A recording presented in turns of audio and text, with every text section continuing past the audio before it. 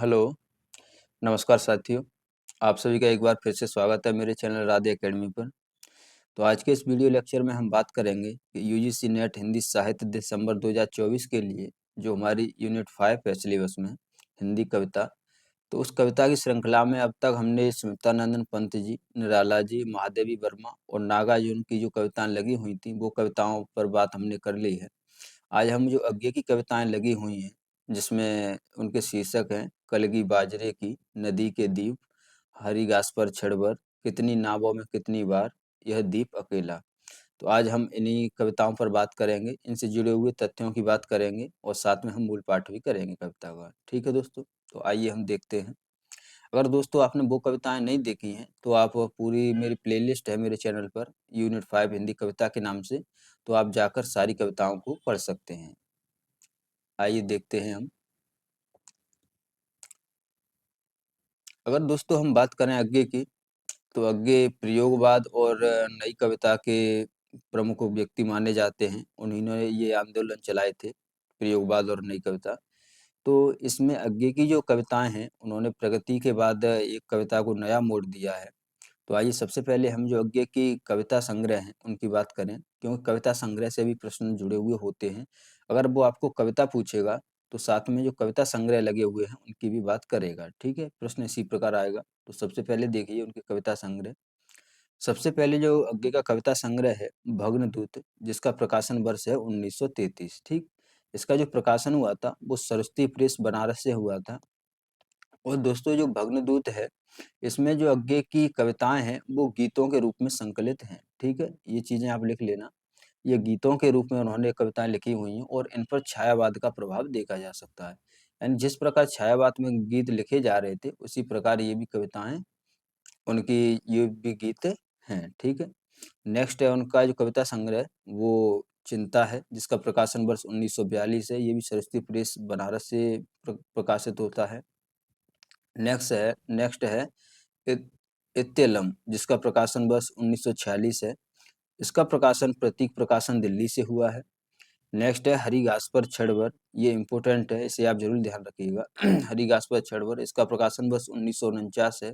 ये भी प्रगति प्रकाशन दिल्ली से प्रकाशित होता है और इसमें 40 कविताएं हैं। ठीक है दोस्तों, हरी घास पर छड़बर जो एक कविता है वो हमारे सिलेबस में भी लगी हुई है इसी संग्रह की। तो ध्यान रखना, इसमें 40 कविताओं का संकलन किया गया है। नेक्स्ट है बाबरा अहेरी, जिसका प्रकाशन वर्ष 1954 है। ये भी सरस्वती प्रेस इलाहाबाद से प्रकाशित होती है और जिसमें 35 कविताएं संकलित हैं। ठीक, नेक्स्ट है इंद्रधनुष रौंदे हुए, इसका प्रकाशन वर्ष 1957 है। अरियो करुणामय प्रभामय 1959 है इसका प्रकाशन वर्ष। नेक्स्ट है आंगन के पार द्वार। ठीक है, ये आगे का बहुत इम्पोर्टेंट काव्य संग्रह है और इसमें उनकी जो प्रमुख जो कालजयी रचना है या जो कविता है, लंबी कविता असाध्य पीड़ा, उसका भी संकलन इसी में किया गया है। तो आंगन के पार द्वार का प्रकाशन वर्ष 1961 है। 1959 से 1961 के बीच की कविताएं इसमें संकलित हैं। 3 भागों में विभक्त है। अगर आप इस कविता संग्रह को देखोगे तो इसमें 3 भाग उन्होंने किए हुए हैं। पहला अंत्य सलिला है, फिर चंक्रांत शिला है, फिर असाध्य पीड़ा है। ठीक है, तो ये ध्यान रखिए अब। नेक्स्ट है कितनी नावों में कितनी बार। ठीक है, कितनी नावों में कितनी बार जो उनका काव्य संग्रह है उसका प्रकाशन 1967 में होता है और इसमें 1962 से 1966 के बीच जो अज्ञे ने कविताएं रची हुई हैं उनका इसमें संकलन किया हुआ है और इसमें 44 कविताएं संकलित हैं।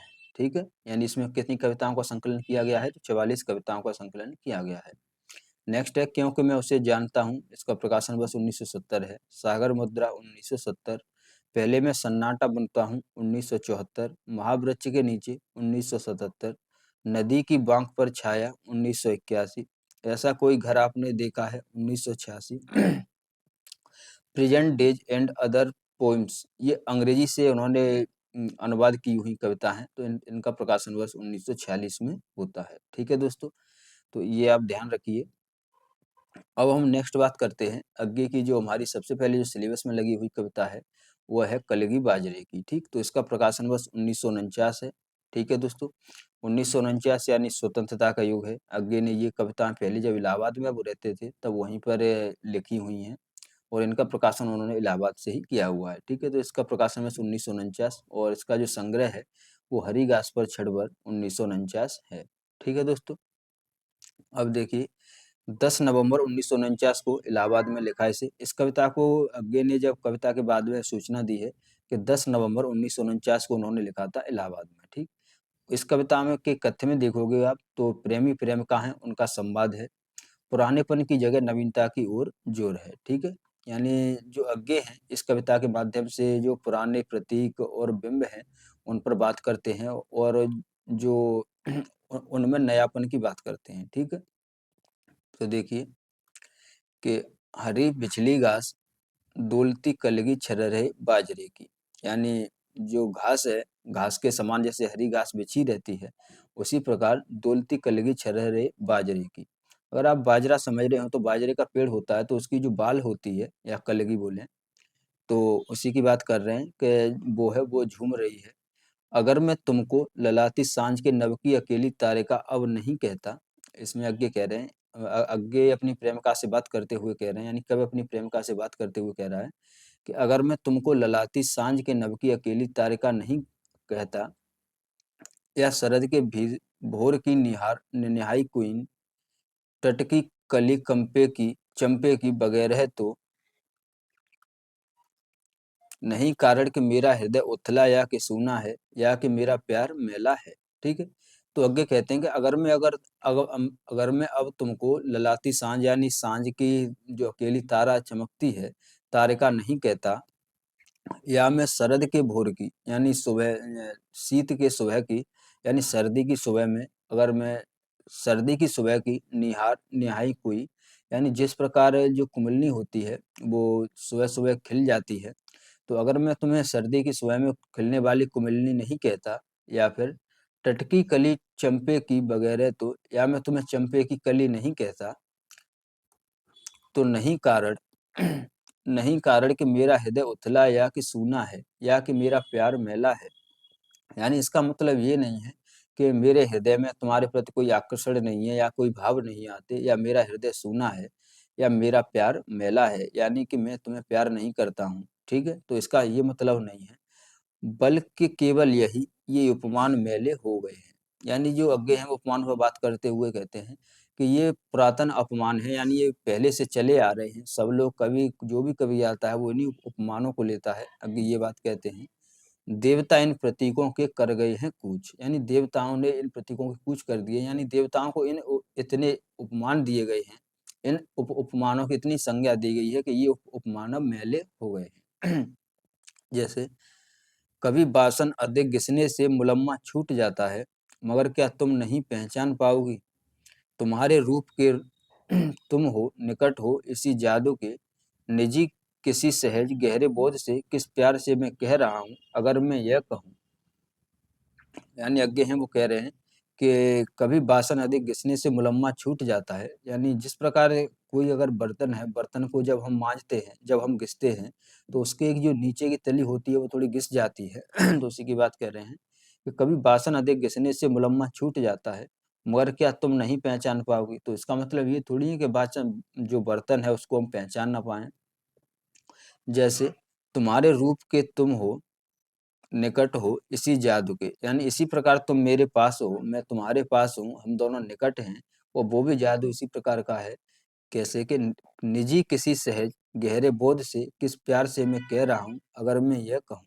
यानी मैं अगर मैं तुम्हें ये सब कह रहा हूँ तो मैं प्यार से ही सहज से ही कह रहा हूँ। नेक्स्ट है कि बिछली घास हो तुम लहलहाती हवा में कलगी छररे बाजरे की। यानी आगे अब कह रहे हैं कि अगर मैं तुमको बिचली घास कहूँ यानी जो सुबह जो घास होती है वो बड़ा मुलायम होती है अगर मैं तुम्हें उसकी उपमा दूं या जो बाजरे कलगी की यानी जो कलगी बाजरे की कलगी है यानी बाजरे की बाल है अगर मैं आपको तुमको ये कहूँ आज हम सहरातियों को पालतू मालंच पर समरी जूही के फूल से सृष्टि के विस्तार का ऐश्वर्य का औदार्य का कहीं सच्चा कहीं प्यारा एक प्रतीक बिछली घास है या शरद की सांझ के सोने गगन की पीठिका पर डोलती कलगी अकेली बाजरे की। अब वो कहते हैं कि आज जो हमारा शहरी जीवन है शहरी जीवन में अब जो लोग हैं उनका सिर्फ एक ही वो रह गया है जिससे वो अपना प्रेम कर सकते हैं वो है पालतू मालंच पर सबरी जूही के फूल। यानी अगर हम शहर में रह रहे हैं यहाँ पर, तो हम सिर्फ जूही के फूलों को देख सकते हैं। सृष्टि के विस्तार का, ऐश्वर्य का, औदार्य का यही सब अब जो प्रतीक हैं वो यही बन गए हैं सृष्टि के।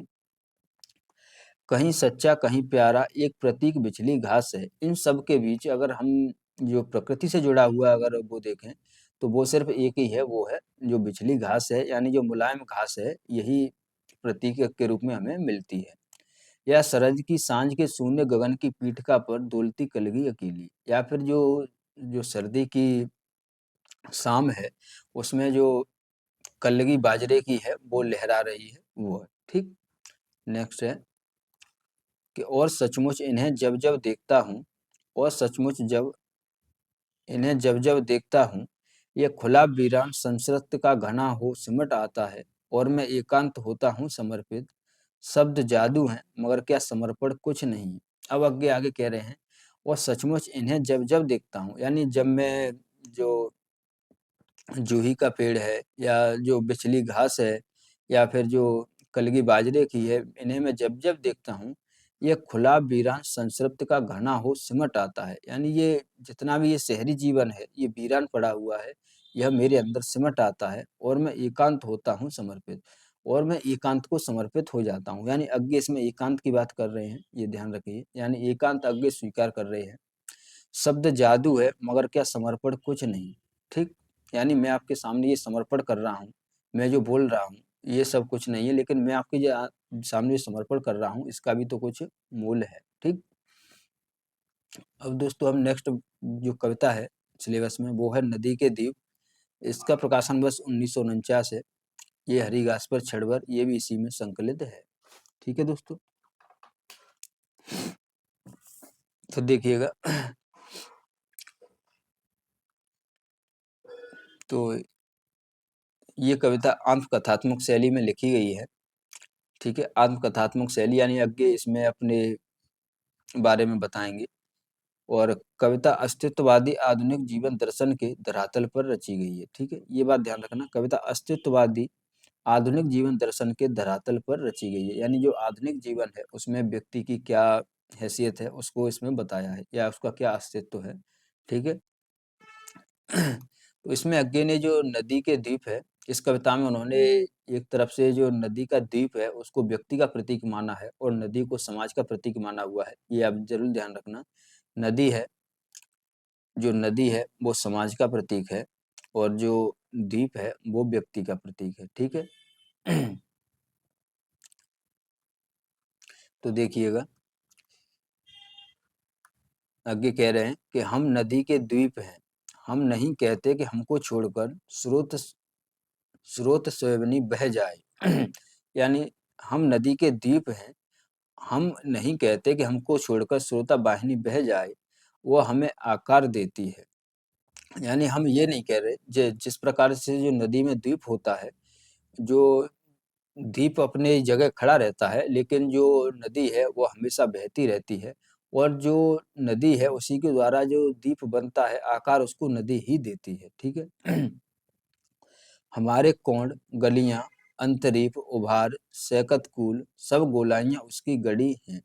जिस प्रकार नदी के बीच में जब कोई द्वीप बनता है, तो द्वीप के आपस में आसपास कोण भी बनता है। कोण होता है, समझ लीजिए कि कोई द्वीप है उसके बीच में ऐसी करके वो बन जाता है, जो आकार बन जाता है, इसी को कोण कहते हैं।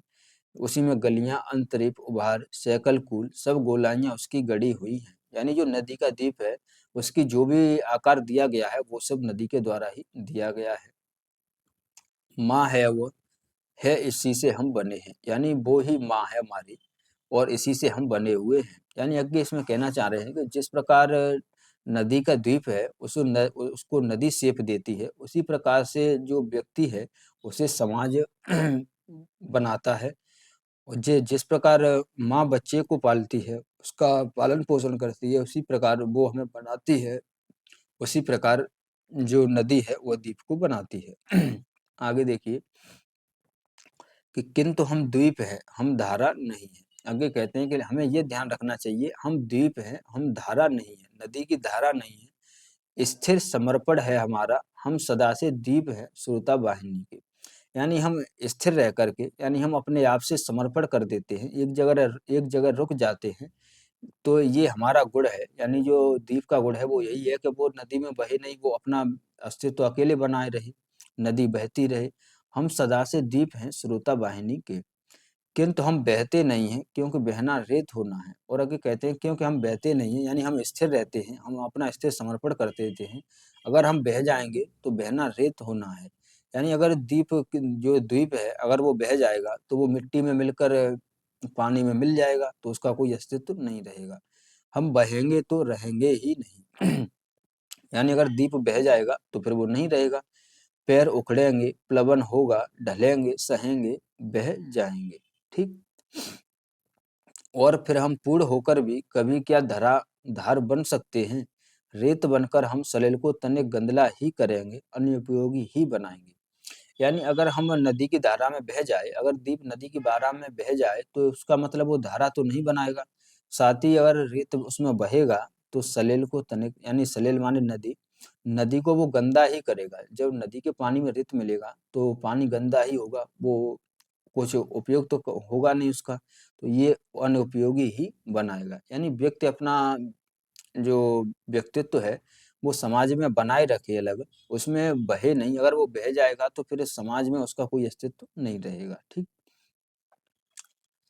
दीप है हम, यह नहीं है साप, यह अपनी नियति है। यानी अगर हम नदी के दीप हैं तो यह हमारा साप नहीं है, इसमें हमारी नियति है। ठीक है, ये अपनी नियति है, यानी हमारी ये नियति है, इसमें हमें कोई साप नहीं है या कोई दुख नहीं है।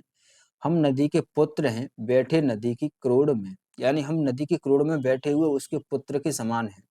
अब ये क्रोड़ क्या होता है, ये ऐसे देखना दोस्तों, जब कोई नदी है वो सीधी जा रही है, अगर कोई बीच में द्वीप आ जाता है, ठीक है, जैसे यहाँ पे द्वीप आ गया, ठीक है, साइड में द्वीप आता है, तो धीरे धीरे नदी क्या करती है कि इसको यूं काटते जाती है और नदी यूं करके बहने लगती है, तो द्वीप बिल्कुल बीच में आ जाता है, तो उसी को क्रोड़ कहते हैं। ठीक है, जब ये बीच में आ जाता है तो इसी को क्रोड़ बोलेंगे। कि हम नदी के पुत्र हैं, बैठे नदी के क्रोड़ में, वह बृहत भूखंड से हमको मिलाती है, और वह भूखंड अपना पितर है। यानी वह बृहत भूखंड से हमें मिलाती है और वह भूखंड अपना पितर है। नदी तुम बहती चलो, यानी उसी जिस प्रकार नदी के अंदर दीप अपना अस्तित्व बनाए रखता है और नदी बहती रहती है, उसी प्रकार हम भी नदी बहती रहे, यानी समाज उसी प्रकार चलता रहे और हम अपना अस्तित्व उसी प्रकार से बनाए रखेंगे। भूखंड से जो दाएं हमको मिला है, मिलता रहा है, मांझती संस्कार देती चलो, यदि ऐसा कभी हो। यानी इसमें आगे कह रहे हैं कि जिस प्रकार जो दीप है, अब वो बीच में आ चुका है, तो उस दीप को तुम ऐसे ही आकार देती चलो। यानी जब नदी अब दोनों साइड से बहेगी तो दीप चारों तरफ से घिर जाएगा, तो नदी उसको थोड़ा-थोड़ा काटता भी चलेगी। कोई अगर हिस्सा दीप का निकल रहा है, तो उसको पानी की टक्कर से या दबाव से, बहाव से वो कट जाएगा। तो उसी प्रकार से आगे कह रहे हैं कि अगर कुछ कटता भी है, तो वो उसे तुम संस्कार देती चलो, यानी उसे तुम माँजती चलो। ठीक? नेक्स्ट है कि तुम्हारे आह्लाद से या दूसरों के किसी स्वैराचार से, अत्याचार से तुम बढ़ो, प्लावन तुम्हारा घर घराता उठे, यह स्रोत वाहिनी की कर्मनाशा, कीर्तनाशा, घोर काल प्रवाहिनी बन जाए। यानी तुम्हारे आह्लाद से दूसरों के, यानी तुम्हारे बहने से दूसरे के किसी स्वेच्छा से, अत्याचार से तुम बढ़ो, प्लावन तुम्हारा घर घराता उठे। प्लावन होता है यानी तुम्हारा बहाव इसी प्रकार से चलता रहे, यह स्रोता वाहिनी ही कर्मनाशा, कीर्तनाशा, घोर काल प्रवाहिनी बन जाए। यानी कभी-कभी ऐसा भी होता है, अगर नदी में ज़्यादा पानी आ जाए, तो फिर नदी कर्मनाशा बन जाती है। कर्मनाशा का मतलब है जहाँ नदी हमारे लिए उपयोगी होती है, वहीं न नदी में अगर पानी ज़्यादा आ जाए, बाढ़ आ जाए, तो वही हमारा कर्मनाश भी कर सकती है, कीर्तनाशा भी बन जाती है। ठीक? तो हमें स्वीकार है वह भी उसी में रेत होकर, फिर छनेंगे हम, जमेंगे हम, कहीं फिर पैर टकेंगे। यानी अगर समाज में अगर व्यक्ति, कभी-कभी ऐसा हो जाता है कि समाज कोलैप्स कर जाता है, यानी समाज में कुछ घटनाएँ ज़्यादा बढ़ जाती हैं, तो समाज का अस्तित्व हावी हो जाता है। तो फिर हम उसमें मिल जाते हैं समाज में, लेकिन फिर जब मिलने के बाद फिर हम क्या करेंगे, हम मिल जाएँगे, तो हमें स्वीकार है वह उसी में रेत होकर मिलना, ठीक है? लेकिन फिर छनेंगे हम, यानी फिर से हम अपन छनेंगे, एक साइड होंगे, अलग बनेंगे, जमेंगे हम, एक साइड अलग जमेंगे, कहीं फिर पैर टेकेंगे और कहीं हम फिर से स्थिर हो जाएंगे।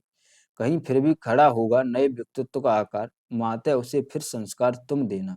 यानी फिर से हमारा नया व्यक्तित्व होगा और हे माता यानी हे नदी, तुम जिस प्रकार से दीप को फिर से संस्कार देना, उसको फिर से उसका अस्तित्व बनाए रखने देना, उसकी सहायता करना, उसी प्रकार जो समाज है वो व्यक्ति को अपना व्यक्तित्व फिर पहचान के उसकी पहचान को खड़ा करे, व्यक्तित्व का आकार दे। ठीक, तो दोस्तों ये भी कविता होगी हमारी। अब हम नेक्स्ट कविता है वो बात करेंगे हरी घास पर चढ़ बर। तो ये कविता जो अज्ञे ने है ये इलाहाबाद में ही लिखी हुई है और इस कविता में अज्ञे ने अब प्रेमी प्रेमिका का संवाद है और प्रेमी प्रेमिका एक बगीचे में बैठे हुए हैं। जो आधुनिक जीवन है, शहरी जीवन है, जहाँ ज़िंदगी की भाग-दौड़ से थोड़ा टाइम मिला हुआ है, तो आपस में बैठकर वो बात कर रहे हैं और उनकी क्या बात होती है। तो जिस जिस प्रकार ये ऐसे समझ लीजिए कि आप ड्यू में बैठे हैं, ड्यू के किसी फैकल्टी में बैठे हैं, लॉन में बैठे हैं और वहाँ पर आराम से बात कर रहे हैं। दिन भर एग्ज़ाम की टेंशन रहती है, कहीं क्लास की टेंशन रहती है, उसमें से जो थोड़ा समय मिलता है, उसी समय को यहाँ पर दिखाया गया है, ठीक है? तो देखिए, जो हरिदास पर छड़बर कविता है, इसका प्रकाशन भी 1949 ही है और इसका कथ्य है कि यह कविता संघर्ष और व्यस्तता के आधुनिक युग में निश्चिंतता का आनंद लेने की भावना को रेखांकित करती है, ठीक? तो देखिए कि आओ बैठें इसी ढाल की हरी घास पर, यानी कवि है वो कह रहा है कि आओ बैठें इसी ढाल की हरी घास पर, यानी ये जो पहाड़ी है या बगीचा है, इसी की जो घास है इस पर हम बैठते हैं। माली चौकीदारों का यह समय नहीं है और घास तो अधुनातन मानव मन की भावना की तरह सदा बिछी है, हरी न्योती कोई आकर रौंदे। यानी माली चौकीदारों का यह समय नहीं है, यानी शाम का समय होने को है, तो माली चौकीदार भी नहीं है, हम आराम से प्रेमी प्रेमिका अपनी बात को कर सकते हैं, ठीक है? बैठे आराम से हमारी जो भी बात है एकांत में हम आराम से कर सकते हैं। और घास तो अधुनातन मानव मन की भावना की तरह सदा बिछी है, यानी और जो घास है, घास तो जो आज का जीवन है, जो अज्ञे ने बताया है, और घास तो अधुनातन मानव मन की भावना की तरह, यानी जो आज का आधुनिक मनुष्य है, उसका मन इतना जड़ हो चुका है कि वो किसी की संवेदनाओं को नहीं समझ रहा है। लेकिन जो घास है, वो तो बिछी हुई है, वो तो चाह रही है कि कोई आकर उस पर बैठे, नियति बैठे, कोई आकर उसे रौंदे, ठीक है? तो भले ही आदमी पर उसका कोई प्रभाव नहीं हो रहा है, लेकिन घास पे तो होगा। आइए हम इसी को रौंदते हैं या इसी पर बैठते हैं।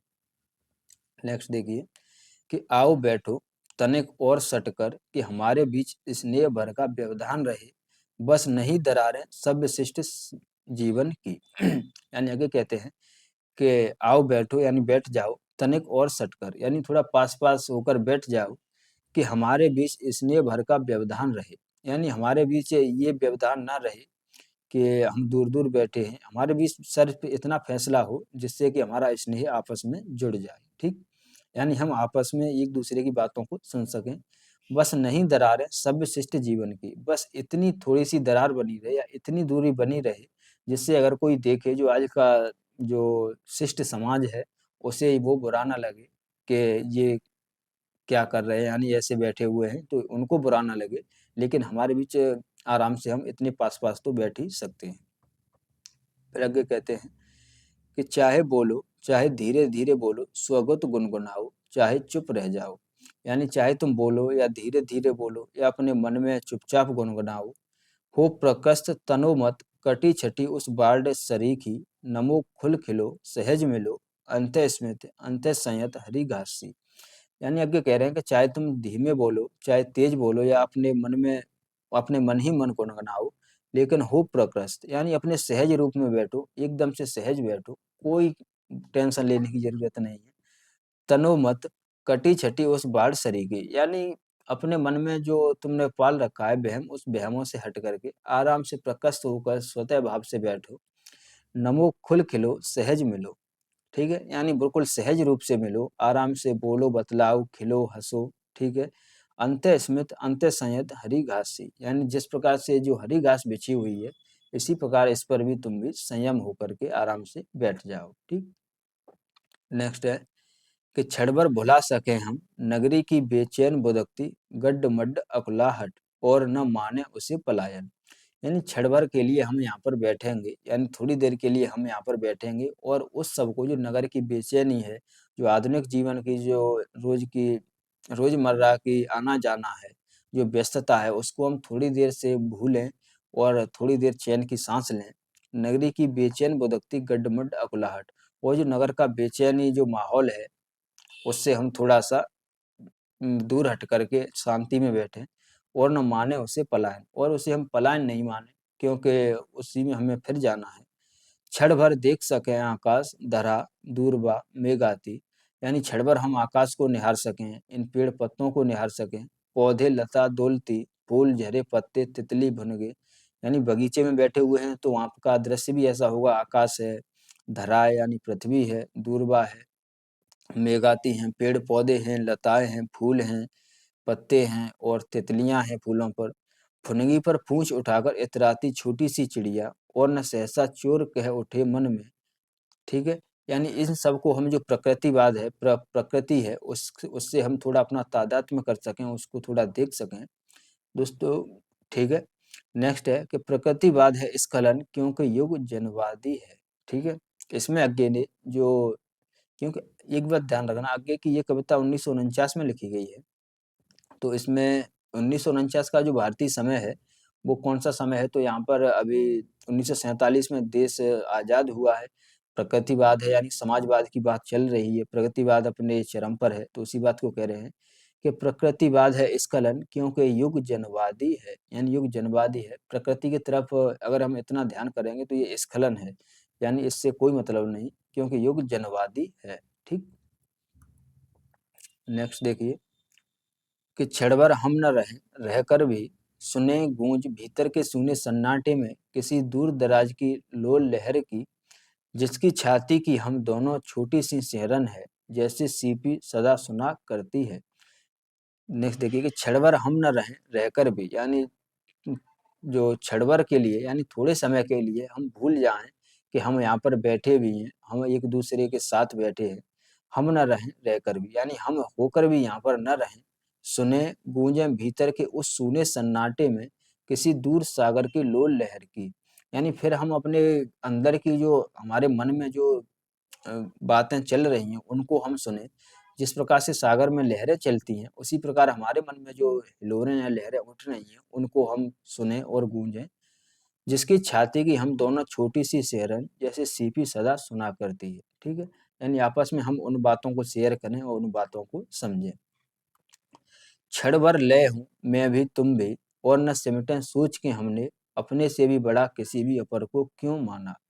यानी क्षण भर के लिए हम थोड़ा गुनगुनाएं, यानी ले कुछ गाएं, कुछ गुनगुनाएं, और न सिमटें सोच के हमने, और हम ये सोच के न, ये मन में अपने न न सोचें कि हम किसके सामने बोल रहे हैं, किसके साथ बैठे हुए हैं, अपने से बड़ा किसी को अपार को क्यों माना। ठीक है,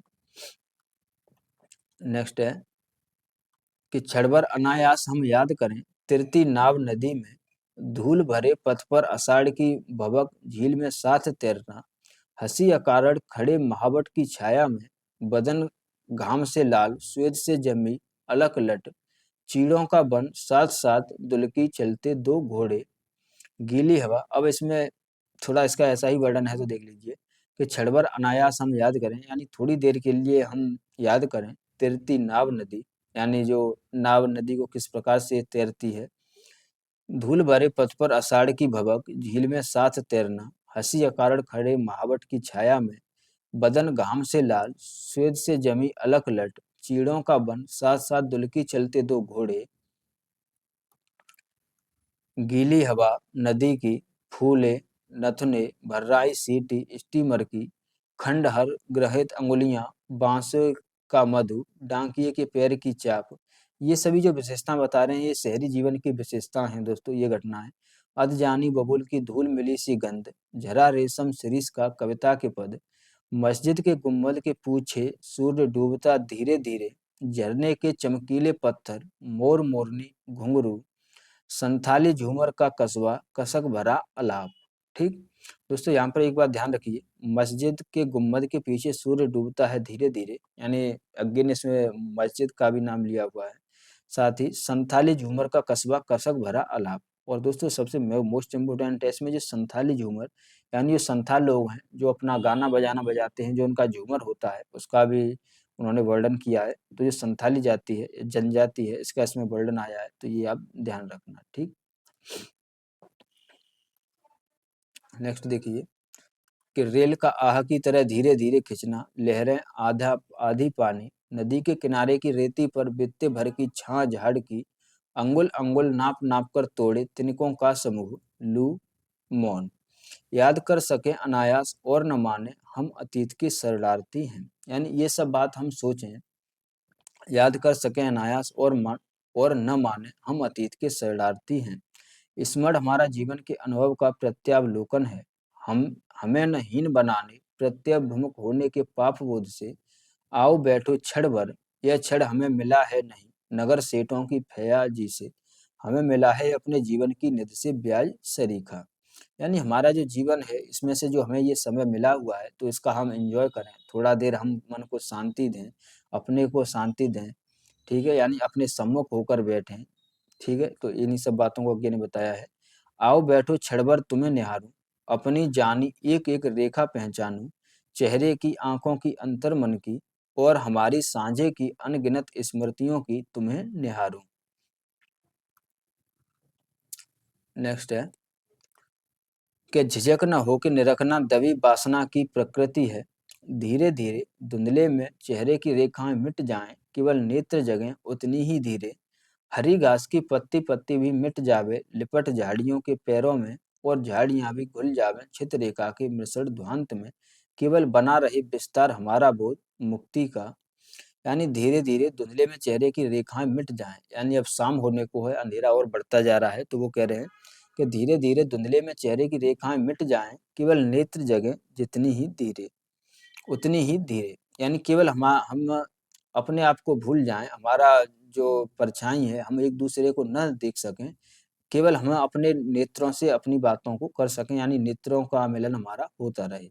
हरी घास की पत्ती पत्ती भी मिट जावे लिपट झाड़ियों के पैरों में, यानी जो घास है वो भी हमें दिखना बंद हो जाए, और झाड़ियां भी घुल जावे छित रेखा के मिश्रण ध्वांत में, और झाड़ियां भी जो अंधेरा है उसमें छिप जाएं, यानी उसमें नहीं दिखें, केवल बना रहे विस्तार हमारा बोध मुक्ति का, केवल इतना विस्तार बना रहे कि हमें अपना ध्यान रहे कि हम दोनों बैठे हैं, सीमाहीन खुलेपन का ही चलो उठें अब। ठीक है, इतना। फिर आगे कहते हैं कि आगे चलो उठें अब तक हम थे बंधु शहर को आए, यानी चलो अब हम चलते हैं, अब तक हम जो यहाँ पर साथी थे वो शहर के साथी थे, यानी थोड़ी देर के लिए शहर करने आए थे, तो चलो अब चलते हैं। देखे हैं क्या कभी घास पर लोट-पोट होते सत भोए शोर मचाते, यानी कभी तुमने जो घास पर जो मैना है, यानी जो पक्षी है सतभैया, यानी मैना एक पक्षी होता है, तो मैना को तुमने घास पर लोट-पोट करते हुए देखा है, और रहें बैठे तो लोग कहेंगे धुंधले में धोखे प्रेमी बैठे हैं। ठीक है, यानी अब तक हम थे बंधु शहर को आए, चलो अब उठे और चले, वरना अगर लोग देख लेंगे तो, और रहें बैठे तो लोग कहेंगे धुंधले में धोखे प्रेमी बैठे हैं, यानी लोग अगर देखेंगे तो सोचेंगे ये दो प्रेमी किस प्रकार से बैठे हुए हैं, क्या कर रहे हैं, और सारी बातें करेंगे। वह हम हूँ भी तो यह हरी घास ही जाने, जिसके खुले निमंत्रण के बल जग से सदा उसे रौंदा है, और वह नहीं बोली। ठीक, नहीं सुने हम वह नगरी के नागरिकों से, जिनकी भाषा में अतिशय चिकनाई है साबुन की, किंतु नहीं है करुणा, चलो उठो चले प्रिय। ठीक, यानी आगे कहते हैं कि चलो अब चलते हैं, वरना अगर कोई लोग देख लेंगे तो फिर वो बातें करेंगे। यानी नहीं सुने हम नगरी के नागरिकों के, यानी जो नगर के लोग हैं उनकी हम नहीं सुने, जिनकी भाषा में अतिशय चिकनाई है साबुन की, यानी किंतु नहीं है करुणा, उनकी भाषा में तो चिकनाई होगी, यानी वो बात बनाकर बोलेंगे, मीठी भाषा में बोलेंगे, लेकिन व्यंग ही करेंगे, और उसमें करुणा नहीं होगी, चलो उठे। ठीक है, तो ये भी कविता हुई हमारी। अब दोस्तों हमारी जो नेक्स्ट कविता है वो है कितनी नावों में कितनी बार। ठीक है, तो इसका प्रकाशन 1967 में हुआ था इस कविता का, और ये काव्य संग्रह भी है इसी शीर्षक से, कितनी नावों में कितनी बार, तो ये इसी काव्य संग्रह में भी संग्रहित है। तो इस काव्य के संग्रह, जो काव्य संग्रह है कितनी नावों में कितनी बार, इसके संबंध में जो तथ्य है वो देखिए कि ये कविता 1962 से 1966 के बीच की कविताओं का संग्रह है, यानी जो कितनी नावों में कितनी बार जो संग्रह है, इसमें 1962 से 1966 के बीच की कविताओं का संग्रह है और 1978 में ज्ञानपीठ पुरस्कार मिला हुआ है। अज्ञे को जो कितनी नावों में कितनी बार, इस पर अज्ञे को 1978 में ज्ञानपीठ पुरस्कार मिला हुआ है। ये इस कविता को अज्ञे ने लिखा कहाँ पर है, तो वह देखिए कि ल्यूसियाना, यूगोस्लोवाकिया, यूगोस्लाविया, 30 मई 1966 में अज्ञे ने इसको लिखा है। ठीक है, छोटी कविता है, 1978 में ज्ञानपीठ पुरस्कार मिला हुआ है। व्यक्ति कई बार सत्य की खोज में भटक जाता है, यानी इस कविता का कथ्य क्या है, कितनी नावों में कितनी बार। ठीक है, तो उसे देखिए कि व्यक्ति कई बार सत्य की खोज में भटक जाता है, वह सत्य को अपने पास खोजने की अपेक्षा अधिक दूर दूर संस्थानों पर ढूंढने चला जाता है। कवि कहता है कि मानव कई बार इसी उद्देश्य से विदेशों में गया, किंतु वहां विदेशी चकाचौंध में खो गया। उस निर्मम प्रकाश ने उसके अंधकार को और बढ़ा दिया, अर्थात उस चौंधे आते प्रकाश ने उसे सत्य से और अधिक दूर कर दिया। ठीक, तो यहाँ पर कवि जो देखना चाह रहा है वो सत्य की खोज में है कि सत्य क्या है। ठीक है, यानी जीवन का सत्य क्या है। देखिए कि कितनी दूरियों से कितनी बार, कितनी डगमग नावों में बैठकर मैं तुम्हारी ओर आया हूँ, ओ मेरी छोटी सी ज्योति। ठीक है, यानी छोटी सी ज्योति है, यहाँ पर वो सत्य का प्रतीक है, ज्योति यानी सत्य। तो कितनी दूरियों से कितनी बार, यानी कितनी ही दूरियां मैंने लांगी कितनी बार, कितनी डगमग नावों में बैठकर मैं तुम्हारी ओर आया हूँ, यानी कितनी नावों में बैठकर, यानी कितने जहाजों में बैठकर मैं देश विदेश भी गया हूँ।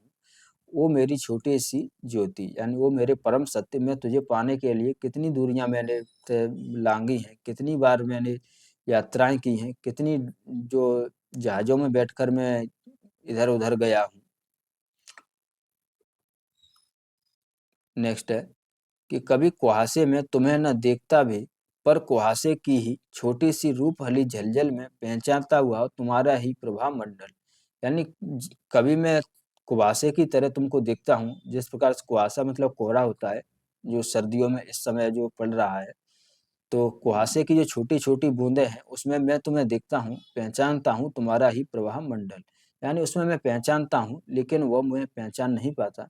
कितनी बार मैं धीर आश्वस्त अक्लांत,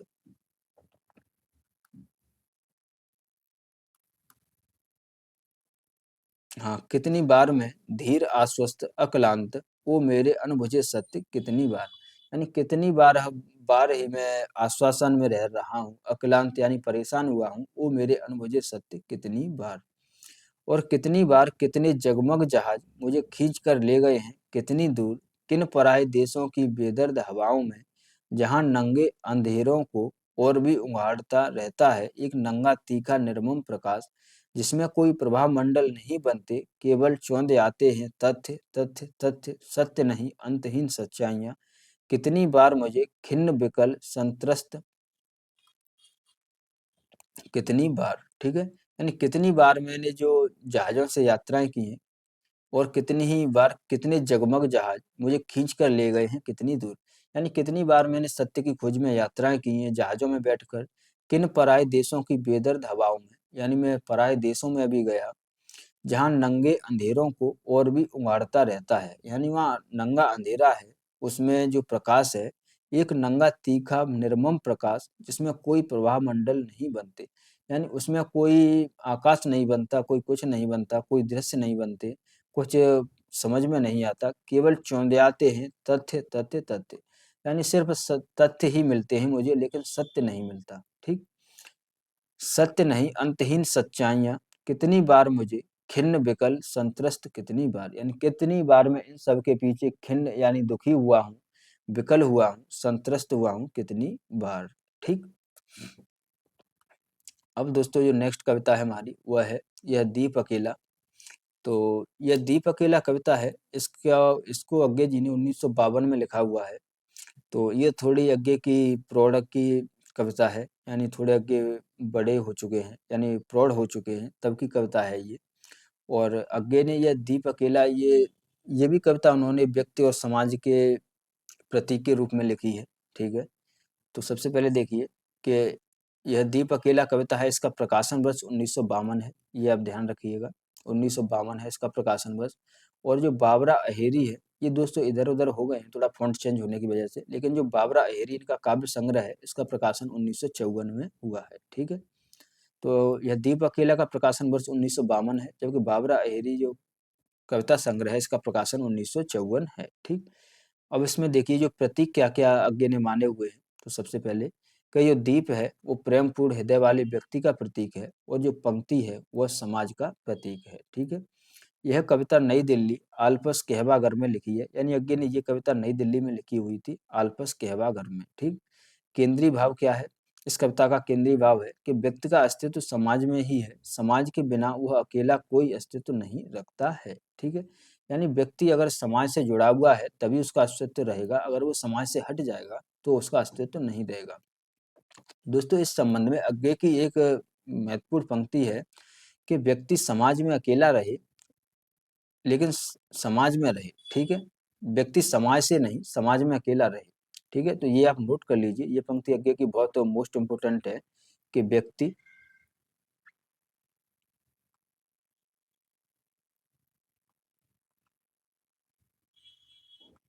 समाज में रहे लेकिन अकेला रहे, ठीक है?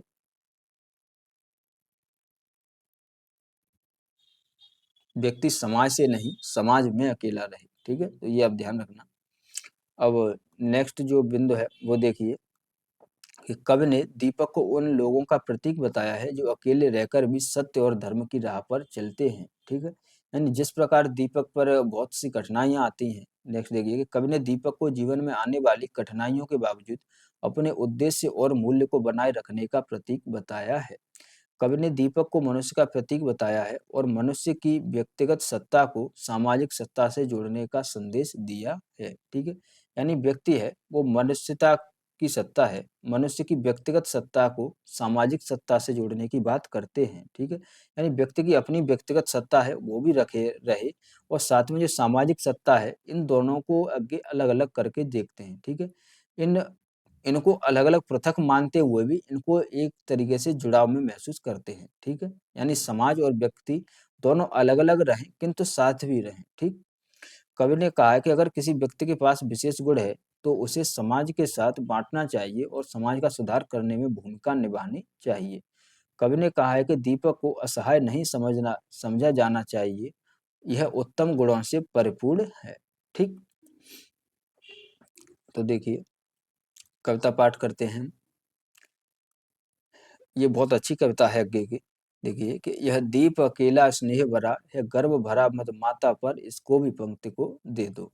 यानी ये दीप है, इसमें स्नेह है, गर्व है, यानी अपने पर इसमें विश्वास है, इसको भी पंक्ति को दे दो। यानी इसको भी जो दीपों की पंक्ति है, यानी जो व्यक्ति है उसको भी पंक्ति के रूप में जो समाज है उसको दे दो, ठीक है? यह जन है गाता गीत जिन्हें फिर और कौन गाएगा, पनडुब्बा ये मोती सच्चे फिर कौन कृति लाएगा, यह समिधा ऐसी आग हठीला बिरला सुलगाएगा, यह अदिति यह मेरा यह मैं स्वयं विसर्जित, यह दीप अकेला स्नेह भरा है गर्व भरा बस माता पर, इसको भी पंक्ति को दे दो।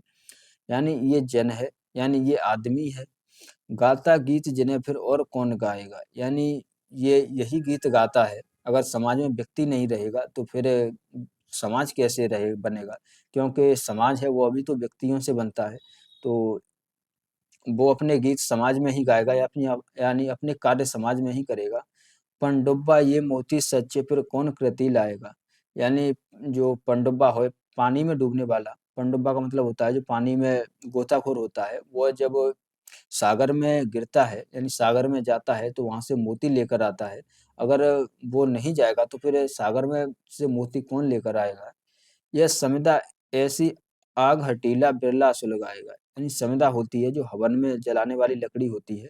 तो जो दीप है यानी जो व्यक्ति है वो समाज में समिधा के समान है, जो ऐसी आग हठीला बिरला सुलगाएगा, यानी वही उसी से आग सुलगेगी। यह अद्वितीय, यह मेरा, यह मैं स्वयं विसर्जित, यानी यह अद्वितीय है यानी व्यक्ति है वो अद्वितीय है, यह मेरा, यह मैं स्वयं विसर्जित। नेक्स्ट है कि यह मधु है स्वयं काल की मोना का युग संचय, यह गोरस जीवन कामधेनु का अमृत पूत है, यह अंकुर फोड़ धरा को रवि को तख्ता निर्भय, यह प्रकृत स्वयंभू ब्रह्म अयुत, इसको भी पंक्ति को दे दो।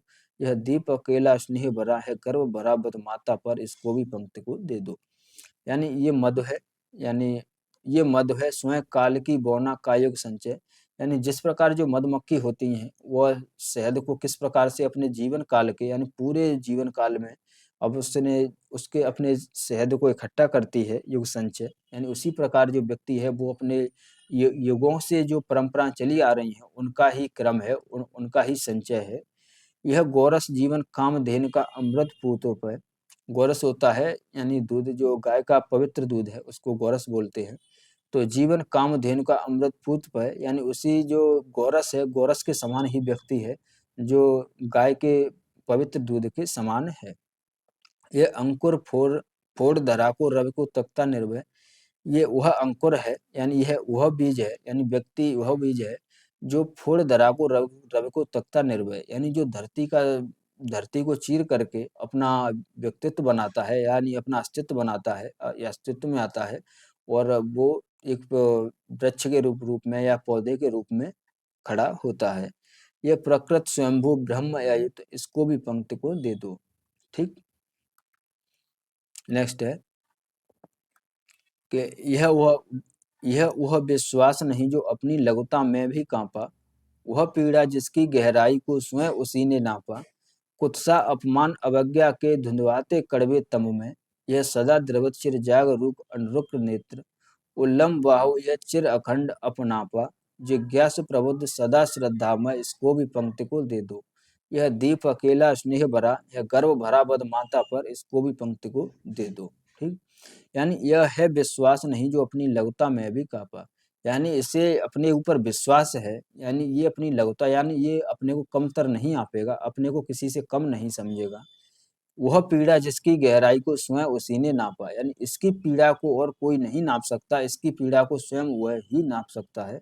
कुत्सा अपमान अवज्ञा के धुंधवाते कड़वे तम में, यानी कुत्सा यानी जो कुत्सा समझ लीजिए एक तरीके से अपमान, अप कुत्सा कुंठा समझ लीजिए, कुत्सा मतलब कुंठा। ठीक, कुंठा अपमान अवज्ञा के धुंधलाते कड़वे तम में, यह सदा द्रवित चिर जाग रूप अनुरुक्त नेत्र। उल्लम बाहु यह चिर अखंड अपनापा, जिज्ञास प्रबुद्ध सदा श्रद्धा में, इसको भी पंक्ति को दे दो। यह दीप अकेला स्नेह भरा, यह गर्व भरा बद माता पर, इसको भी पंक्ति को दे दो। ठीक है दोस्तों, तो इस वीडियो लेक्चर में हम यहीं तक करेंगे। अब नेक्स्ट है जो हमारी एक आगे की कविता बचती है असाध्य बीड़ा, तो इसको हम नेक्स्ट वीडियो में करेंगे। तो दोस्तों इन कविताओं का पाठ आपको कैसा लगा? थोड़ा मैं समझ सकता हूँ कि थोड़ा बोरियत सी आपको फील होगी, क्योंकि आगे की कविताएं हैं और इनका इतना पढ़ने का मन भी नहीं करता, क्योंकि आप कुमार विश्वास को सुनने वाले और आगे थोड़ा अंतर हो जाता है। तो दोस्तों एग्जाम में यहीं से प्रश्न आएंगे, एग्जाम में अगर प्रश्न आएगा तो इन्हीं कविताओं से आएगा, तो इन्हीं बिंदुओं से आएगा, तो आपको पढ़नी पड़ेंगी। तो कोई बात नहीं, पढ़िए, एग्जाम क्रैक कीजिए। धन्यवाद साथियों, और हो सके तो साथियों ज़्यादा से ज़्यादा मेरी वीडियो को शेयर कीजिए, लाइक कीजिए। मिलते हैं नेक्स्ट वीडियो में। धन्यवाद।